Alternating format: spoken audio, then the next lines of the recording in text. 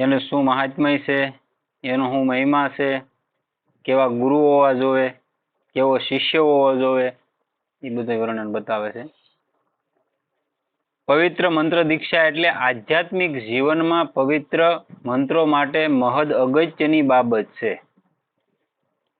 મંત્ર દીક્ષા તમે લ્યો, તમે જીવનમાં અનેક પાપ કર્યા હોય અને તમને કોઈ આટલા બધા તમે જીવનમાં અસંખ્ય પાપ કરી નાખ્યા હોય માની લ્યો.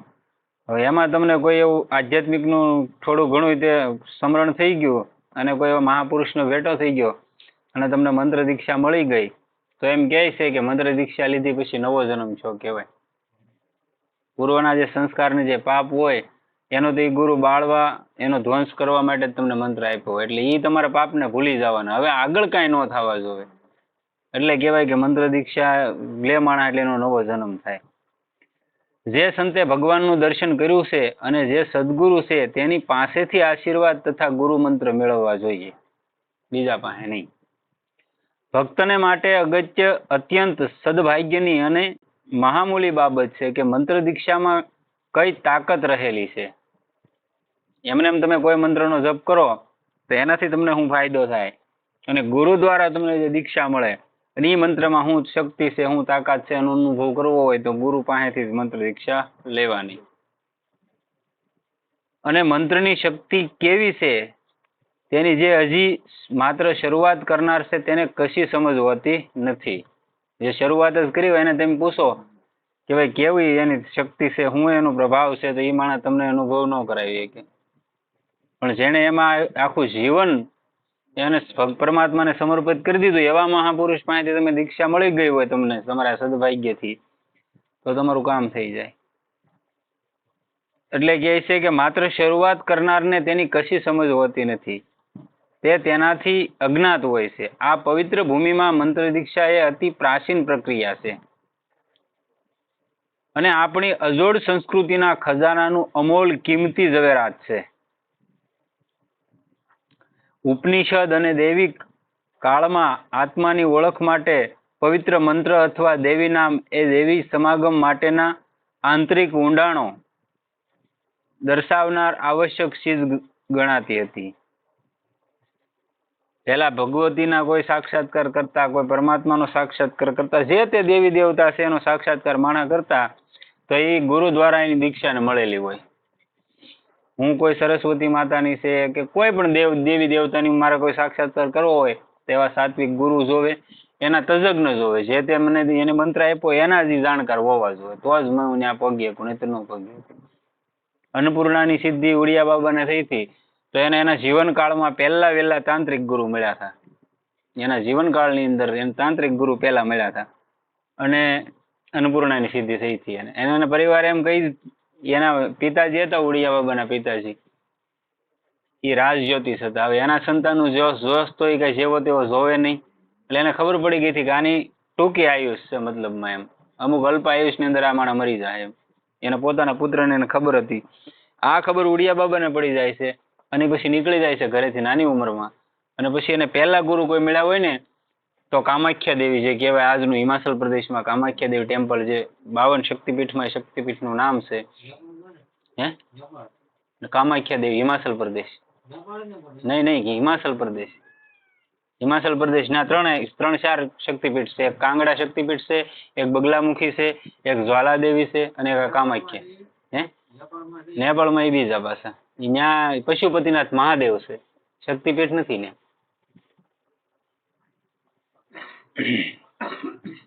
અને આ 4 શક્તિપીઠ એવી મેં નામ દીધા ને, 4 શક્તિપીઠ જાગૃત શક્તિપીઠ. આજની તારીખમાં જો તમે કામાખ્યા દેવી જાઓ તો આજની તારીખમાં અંબુવાસીનો મેળો ભરાય, 3.5 દિવસનો, વરમાં એક જ ફેરી ભરાય.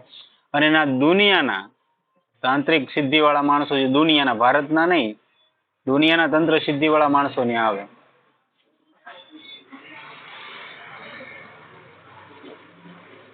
અને ત્યાં આજની તારીખમાં એ અંબુવાસીનો મેળો ભરાય, 3.5 દિવસ. જે માતાજીનું અંગ પડેલું છે એમાંથી રક્તસ્રાવ થાય કાયદેસર, આ એનું પ્રમાણ છે. પછી એવું ને એવું પ્રમાણ જ્વાલાદેવીનું છે કે ત્યાં તમે જાઓ તો ત્યાં એવી 9 જ્યોતિ છે. એમાં વૈજ્ઞાનિકે થાકી ગયેલા છે જ્વાલાદેવીની જ્યોતિથી, કે આ ક્યાંથી જ્યોત પ્રગટેલી છે, આજ સુધી બોલાણી નથી કાઢી, ઓટોમેટિકલી જગે છે એ નવે નવ જ્યોતિ. એ જ્વાલાદેવીનો પ્રતાપ છે, એવો ને એવો કાંગડા દેવીનો પ્રતાપ છે, એવો ને એવો બગલામુખીનો પ્રતાપ છે. આ બધી એવી જગદંબાઓ અને એવી સાક્ષાત આમ તમને પ્રત્યક્ષ અનુભવ થાય. અબ્દી હાલ એવા આપણે અંબાજી અહીં ગુજરાતમાં કે એ પ્રત્યક્ષ એક ન્યાય તે માતાજીના 52 શરીરના ટુકડા છે, એમાંનો એક ભાગ અંબાજીમાં પડ્યો હતો. એ શક્તિપીઠ જ છે.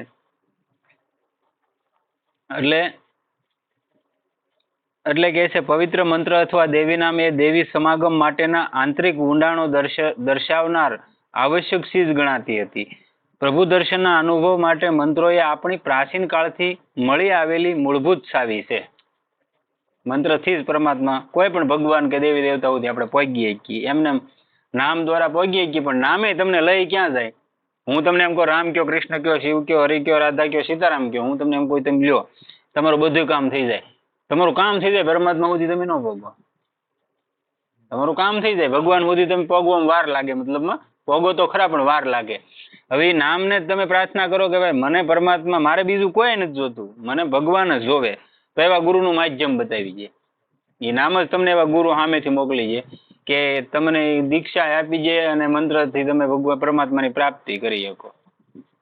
અને એટલે જ ગીતામાં કૃષ્ણ ભગવાને કીધેલું છે ને ત્રીજા અધ્યાયમાં, તદ વિધિ પ્રણિપાતે ને પરિપ્રશ્ને સેવ્યા ઉપદેક્ષયંતિ તે જ્ઞાનમ તે તત્વદર્શની.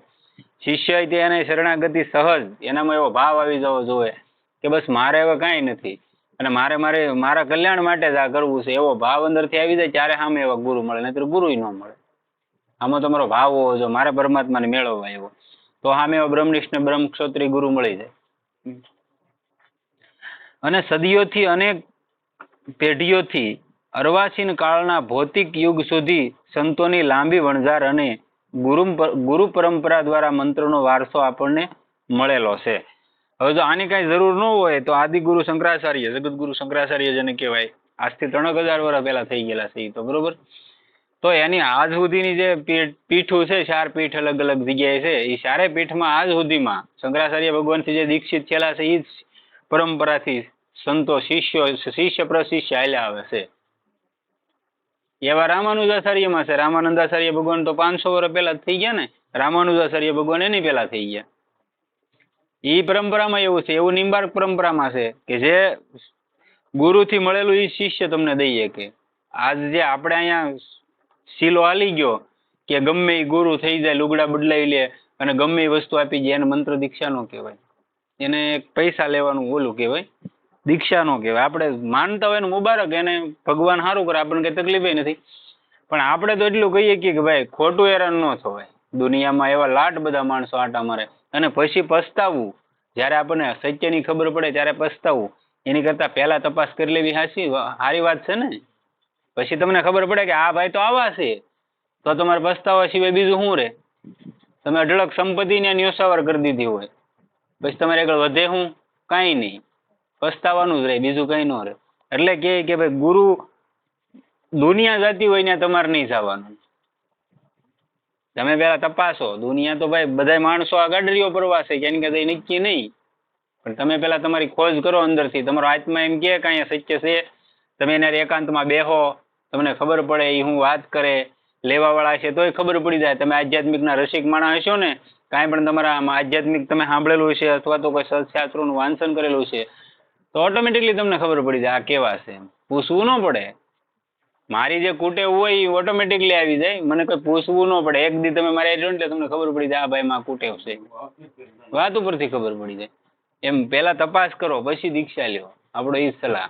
બીજી કે આપણે એવું નથી કેતા, આ તો સમાજમાં બધે જાય છે યુટ્યુબના માધ્યમથી, ને આપણે કહીએ કે ભાઈ ખોટા ક્યાંય હેરાન ન થતા. તમને કાંઈ રસ્તો ન મળે તો ભગવાનનું નામ પકડી લો, આ સરળમાં સરળ માર્ગ છે. બાકી ગમે ત્યાં ન વયા જતા. અને અત્યારે ખાસ એવું લઈ ગયું, બેનું દીકરીઓ આપણે, તમે અમુક સિટીઓમાં જાઓ, મોટી આપણે ગુજરાતની સિટી, સુરત છે, વડોદરા છે, અમદાવાદ છે, એવી સિટીઓમાં એવા કયાક મહાત્માઓ, મતલબ મહાત્મા તો શું કહેવાય, ગૃહસ્થો જે ધંધો લઈને બેસી ગયા, આધ્યાત્મિક નો ધંધો લઈને પૈસા કમાવા માટે, કે ભાઈ અમે અમારા આવી પરંપરા છે ને અમે આમ કરીએ છીએ ને અમે આવા છીએ, આવું એક આ સોશિયલ મીડિયાના માધ્યમથી ફેલાવેલું. અને પછી છેલ્લે ખબર પડે ત્યારે એમ થાય કે ઓહો આ ક્યાં હલવાણે, આવું થાય. એટલે તપાસ કરી લેવી જરૂરી. ભલે આ કપડામાં કોઈ માણસ હોય પણ તમારી પૂરી તપાસ હશે ને તો તમે થાપ નહીં ખાઓ. કપડા ભલે આના હોય, કપડા ભગવાત કે ગમે એ કપડાનો કલર અલગ છે એ નહીં જોવાનું, કપડા આના હોવા જોઈએ ભલે હોય પણ મતલબ એનામાં કંઈક હોવું જોઈએ. તો ગુરુ જેવું એની અંદર હોવું જોઈએ કાંઈ પણ તમારું કલ્યાણ કરે એવું. તમને તે બધાની જેમ શીલા સાલું આપી જાય લ્યો જપ્યા કરો, તમને ખબર નથી એટલે તમે જપ્યા રાખવાના છો અને એને તો ખબર છે આમાં કઈ થવાનું નથી, તમારી પાસે આવક આવ્યા કરે ને એનું આલ્યા કરે. એવું શું કામ કરવું? એને કરતા રામ રામ કૃષ્ણ કૃષ્ણ ગમે એક નામ પકડીને ભજન કરાય ને એમ. એટલે મહાપુરુષો કહે છે કે આ ગુરુઓની અવારસીન કાળથી પરંપરા હાલી આવે છે, પેઢીઓ દર પેઢીઓથી. યુગ સુધી સંતોની લાંબી વણઝાર અને ગુરુ પરંપરા દ્વારા મંત્રનો વારસો આપણને મળેલો છે. એની જે પહેલેથી જે મંત્ર મળેલો છે એનોય મંત્ર આજ સુધી હાલ્યો આવે. રામાનંદાચાર્ય ભગવાન થઈ ગયા તો ઈ પરંપરા શ્રી સંપ્રદાય ક્યાંથી હાલ્યો હતા કે ઠેઠ વિષ્ણુ ભગવાન લક્ષ્મીજીથી હાલ્યો આવે શ્રી સંપ્રદાય. લક્ષ્મીજી વિષ્ણુ ભગવાને લક્ષ્મીજીને આપ્યું, લક્ષ્મીજી પછી કોણ આવ્યું હતા કે સીતાજી આવ્યા એટલે સીતાજીને મળ્યો એ વારસો. સીતાજીએ કોને આપ્યું તો હનુમાનજીને આપ્યું, હનુમાનજીએ કોને આપ્યું તો રામાનંદાચાર્યને આપ્યું. એમ એની પરંપરા રામાનુજાચાર્યને આપ્યું, રામાનંદાચાર્યને આપ્યું. એની પરંપરા આજ સુધી કે જે હાલ રાજસ્થાનમાં ગલતા ગાદી છે, ઘણી એવી પછી આપણે રેવાસા ગાદી છે, એ ગાદીઓમાં આજ પણ એ જ દીક્ષા મળે, એનો જ મંત્ર મળે. ત્યારે એ જાગૃત મંત્ર કહેવાય ને ત્યારે એ કામ કરે. હા સિદ્ધ પૂર્વમાં બધે ભજન કરીને ગયા ને. મારો કહેવાનો મતલબ જ છે કે જે ગાદી ગુરુની પરંપરા આલી આવતી હોય એની પાછળની તમે તપાસ કરો. ગુરુની પરંપરા જે આલી આવતી હોય ત્યાંથી તમે દીક્ષા લ્યો ને તો એ તમને તરત તાત્કાલિક એનું પરિણામ મળે. હવે તમને ખબર નથી કે મારા ગુરુ કોણ છે, બીજી પેઢીએ મારા ગુરુની તમને ખબર ન હોય, હું અહીંયા ઢોંગ કરીને બેસી ગયો, તમને શું ખબર છે? હાલો સોખી જ વાત છે. હું કાંઈ તમે મને ઓળખતા નથી, હું અહીંયા જમાવી દઉં જગ્યા વગ્યા અને દાઢી બાટી વધારી દઉં ઢોંગ કરું, તમે ક્યાં ઓળખો? હું એમ કહી દઉં કે હું બહારનો છું, તમે કેમ મને કઈ બીજું મારા તળિયા તપાસવાના છો? તમે ખાલી જોન છો સાધુ છે એમ, બરોબર? પણ હકીકત એમ નહીં, પરંપરા જોવો કે ક્યાંથી આના ગુરુ કોણ છે. જે ઠેઠું ઠેઠથી પરંપરા આલી તમે લાંબી પરંપરાનું જો કઈ નહીં, રામાનંદાચાર્ય ભગવાન સુધી જોવો, શંકરાચાર્ય ભગવાનમાં કોઈ શિવ દીક્ષા લે છે તો શંકરાચાર્ય ભગવાનમાં અથવા ઘણા બધા છે ભક્તો થઈ ગયા, સંતો થઈ ગયા, એની પરંપરા જોવો, એમાંથી એવી રીતની લ્યો. પણ આમ સીધે સીધી નહીં લઈ લેવાની મને ખબર પડે હું તમને આપી દઉં એમ નહીં. એમાં તમારું કલ્યાણ ન થાય, બીજું કઈ નથી આપણું કહેવાનો મતલબ એમ.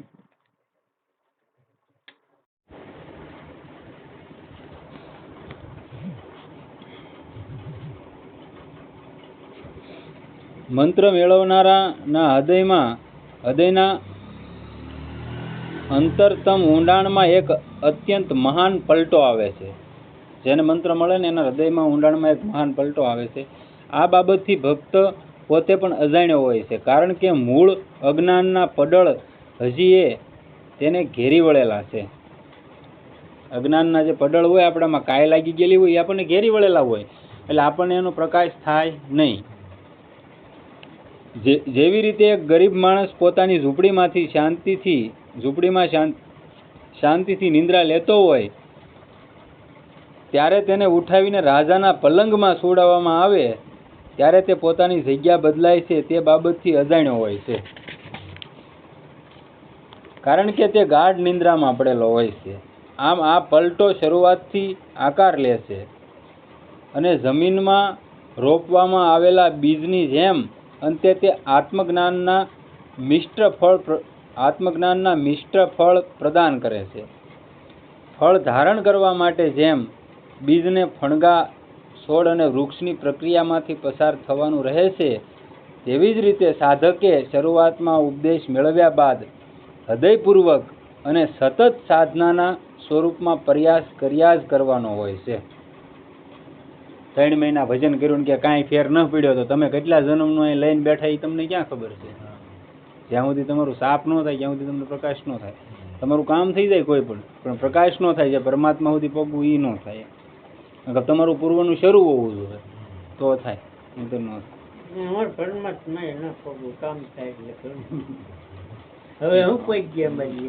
અરે તમે એ તમારી નબળાઈ છે, સમજી લો. તમે એમ કહો કે ન પગી બરોબર, તો હું એનું પ્રમાણ આપી દઉં તમને. નામ એક એવી વસ્તુ છે કે તમે છેલ્લી ઘડીએ નીકળી ગયો હોય તો તમારું કલ્યાણ કરી નાખે. અજામિલ હતો, અજામિલ એ તો તમે સાંભળેલું છે બધા દ્રષ્ટાંત અજામિલનું. તો અજામિલ એટલે એક પેલા હારો બ્રાહ્મણનો દીકરો હતો એ, અને હારો માણસ હતો. એના બાપુજી કહે કે તું જા કાષ્ટ લઈ લાકડા, એટલે લાકડા લેવા જાય છે જંગલમાં યજ્ઞ સામગ્રી માટે કાષ્ટ લેવા. તો એક વેશ્યા અને એક યુવક બે પ્રવૃત્તિ કરતા થાય એવી, એટલે આણે જોયું એટલે એનું મન વિચલિત થયું.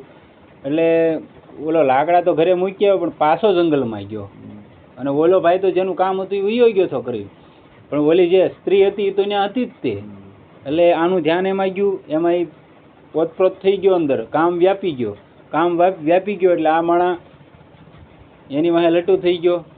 એટલે પછી ઓલી ધીમે ધીમે જે હતું એ લેવાનું શરૂ કર્યું બધું, અને આ એની વાહે પાગલ થઈ ગયો.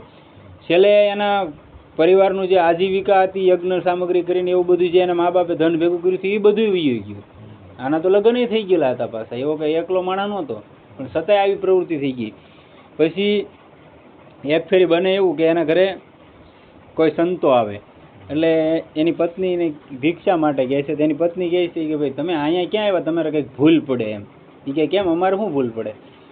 એ કે આ ઘર એ નથી એમ, અહીંયા તમે ભિક્ષા હે નહીં લેવા, અહીંયા માંસાહાર કરે, આ વ્યભિચારી, આવો મારો પતિ છે એમ.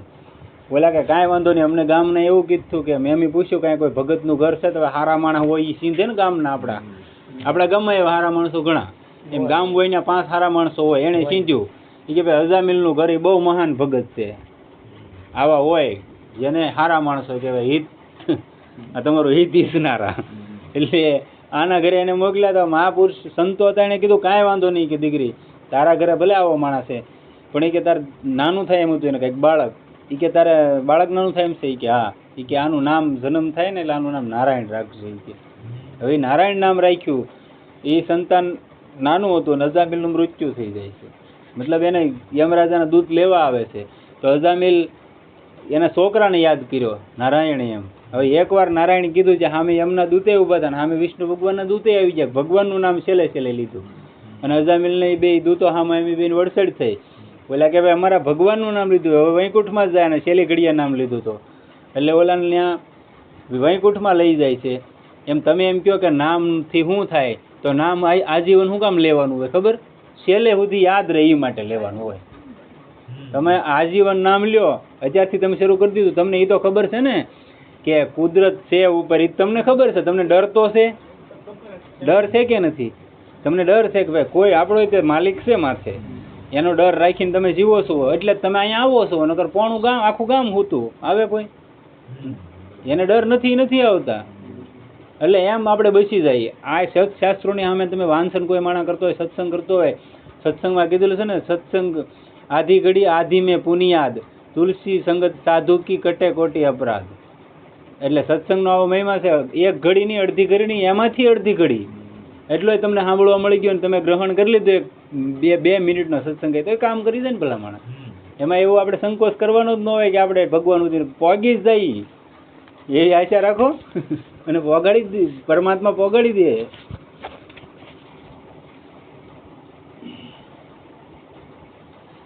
જે રીતે સાધકે શરૂઆતમાં ઉપદેશ મેળવ્યા બાદ હૃદયપૂર્વક અને સતત સાધનાના સ્વરૂપમાં પ્રયાસો કરવાના હોય છે. જો દીક્ષા વડે આત્મજ્ઞાનના આનંદનું ફળ મેળવવાનું તેનું ધ્યેય હોય તો સાધકનું એ કર્તવ્ય છે કે તે ગુરુમાં સંશયાતીત શ્રદ્ધા રાખે, એમાં જરાય સંશય નહીં કરવાનો. ગુરુ જે શબ્દ તમને બોલી ગયા એ શબ્દ માથે તમારે જરાય સંકોચ નહીં કરવાનો, ત્યારે તો તમારું જલ્દી કામ થઈ જાય. એટલે કીધું સંશય એટલે તમે જે વિશ્વાસ ડગાવી ગયો ને એને સંશય કહેવાય, વિચારમાં પડી જાવ ને તમે એને. એટલે કે સંશયાતીત શ્રદ્ધા રાખે, જેથી એ ગુરુની પાસેથી યોગ્ય મદદ અને માર્ગદર્શન અને કૃપા દૃષ્ટિ મેળવી શકે. કોઈ પણ ગુરુ પાસે તમે દીક્ષા લ્યો, પછી એની હારે તમે રહેતા હોય ને, તમે એટલી બધી એની સેવા કરતા હોય, તમે એના વાલા થઈને રહ્યો ને, ત્યારે જ તમને કંઈક વિશિષ્ટ વસ્તુ આપે. બધાને એને તો નથી ગુરુ આપતા, એના હજારો શિષ્યો હોય, પણ એમાંથી 2 જ નીકળ્યા હોય કે એને એ બધી વસ્તુ આપે, એમ પરિપૂર્ણ વિશ્વાસ હોય ત્યારે. એમ જેવી રીતે ધીરજ અને ખંતથી સ્વાતિ નક્ષત્ર ઉગતી વેળાએ વરસાદના ટીપા માટે સીપોલી રાહ જુએ છે, અને તે મળતા જ તે પોતાનામાં સમાવીને પોતાના પ્રયાસો અને પ્રક્રિયા વડે અતિ કિંમતી મોતી પેદા કરે છે. સીપ આવે ને, સીપ એ સ્વાતિ નક્ષત્ર વરહવાનું હોય ને ત્યારે ખુલ્લી હોય સીપ. ત્યાં છેલ્લે આહો મહિનામાં આવે ને સ્વાતિ નક્ષત્ર, આહોમાં આવે પહેલું નક્ષત્ર કહેવાય. એ નક્ષત્ર વર્ષે ને તે સીપનું એના સીપની અંદર એનું પાણી જાય ત્યાં સુધી ખુલ્લી હોય સીપ, પછી સીપ બંધ થઈ જાય અને ત્યારે એમાં મોતી પાકે. એમ બપૈયા નામનું પક્ષી આવે, એ એવું પક્ષી કે એ સ્વાતિનું જ જળ પીવે, બીજું જળ ન પીવે. હા, એને કોઈએ કીધું કે ભાઈ તું એ બે એમ ઉડીને જતા હતા, હાલ્યા જતા હતા, એમાંથી એનું મૃત્યુ આવી ગયું આકાશમાં, બાજ ને બે ઉડીને જતા હતા તો એનું મૃત્યુ થઈ ગયું બપૈયાનું.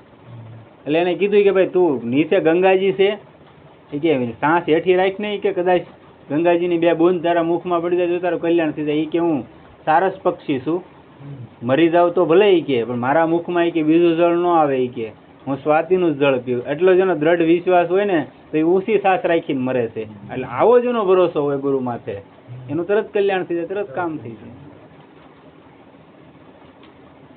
તે જ પ્રમાણે સાધક આતુરતા અને ભાવ રાખીને ગુરુ પાસેથી મંત્ર મેળવવા માટે રાહ જુએ છે. કોઈક વેળાએ જવલે જ આવતા ખાસ પ્રસંગ વખતે આવો પવિત્ર મંત્ર મળતા જ તે પોતે તેનું પઠન કરે છે અને સાધનાના પોતાના પ્રયાસો અથવા પ્રક્રિયા દ્વારા તે તેને એક પ્રબળ આધ્યાત્મિક શક્તિમાં પલટાવી દે છે. જો તમને આપ્યું ત્યારે એક નાનું એવું જ હતું, પણ જ્યારે તમે એનું ગહનતાથી અભ્યાસ કર્યો એટલે એક મહાન શક્તિ ઉત્પન્ન થઈ ગઈ એમાંથી. આ શક્તિ અવિદ્યા અથવા અજ્ઞાનના દુર્ગનો નાશ કરે છે અને ચિરંજીવ આત્માનંદના અનુભવના દ્વાર ઉગાડે છે. મંત્ર દીક્ષાથી કેટલી મહાન શુદ્ધિ, આંતરિક પલટો, હૃદયની શુદ્ધિ થાય છે તેનું એક ઉદાહરણ જોઈએ. ભગવાન નારાયણની વૈકુંઠની હાજરી વખતે થોડો સમય ત્યાં થોભીને ચાલી નીકળેલા નારદ મુનિ જે જગ્યાએ બેઠા હતા તે જગ્યાને પાણી વડે ધોઈ કાઢવા માટે ભગવાને લક્ષ્મીજીને આજ્ઞા કરી. ભગવાનના વૈકુંઠમાં નારદજી જે જગ્યાએ બેઠા હતા તો ભગવાને લક્ષ્મીજીને કીધું કે નારદ જે જગ્યાએ બેઠા હતા એ જગ્યાને પાણી વડે ધોઈ નાખો એમ. માટે ભગવાને લક્ષ્મીજીને આજ્ઞા કરી. આવી વિચિત્ર વાત જ્યારે લક્ષ્મીજીએ નારાયણને પૂછ્યું ત્યારે તેમણે સોખવટ કરી કે નારદે હજી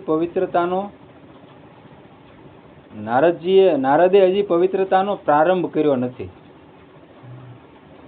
એનો અર્થ એ કે મંત્ર દીક્ષા વડે મેળવાતી ચોક્કસ પ્રકારની આંતરિક ગૂઢ પવિત્રતા તેણે મેળવી નથી. પવિત્રતાનો આવો મહિમા છે. આ પ્રક્રિયા તમને સીધી રીતે દેવી અંશની સાથે સંબંધ કરાવે છે.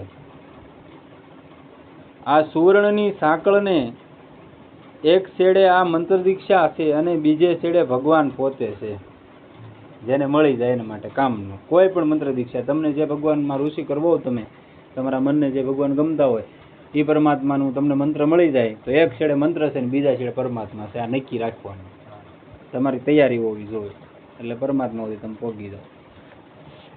ભગવાન એક છેડે સુવર્ણની સાંકળને એક છેડે સોનાની સાંકળ છે, એને એક છેડે મંત્ર દીક્ષા છે અને બીજે છેડે ભગવાન પોતે છે. હવે તમે આનું મહત્વ સમજી શકશો ત્યારે તમને સમજાય એનું મહત્વ. આવું છે.